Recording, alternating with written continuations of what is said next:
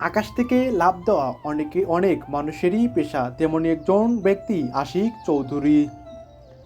নিজের উচ্চতাকে পাশ কাটিয়ে ৪১,০০০ ফুট উচ্চতা থেকে লাফ দেন আশিক চৌধুরী। লাফ দেওয়ার সময় তার হাতে বাংলাদেশের পতাকা আবারও মুক্ত বাতাসে ভেসে ওঠে।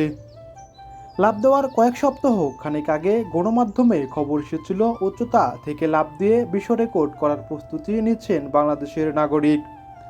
তাই সবার নজরই ছিল তার দিকে। তবে গতকালকে এসেছে তারই সুসংবাদ। প্রায় ৪১,০০০ ফিট উচ্চতা থেকে লাফ দিয়ে সফলভাবে অবতরণ করেন আশিক চৌধুরী। সাম্প্রতিক বিশ্বব্যাপী জনপ্রিয় হয়ে উঠেছে কয়েক হাজার ফুট উচ্চতা থেকে লাফ দেওয়া। এমন একটি লাফ দেওয়া বিনোদনমূলক মাধ্যম হয়ে উঠেছে। তবে একে অপরের অধিক উচ্চতা থেকে লাফ দিয়ে গড়েন রেকর্ড।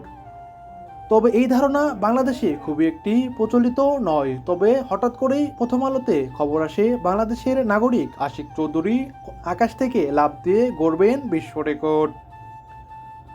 আর মুহূর্তে সেই গণমাধ্যমে ছড়িয়ে পড়ে দেশব্যাপী সেই তথ্য।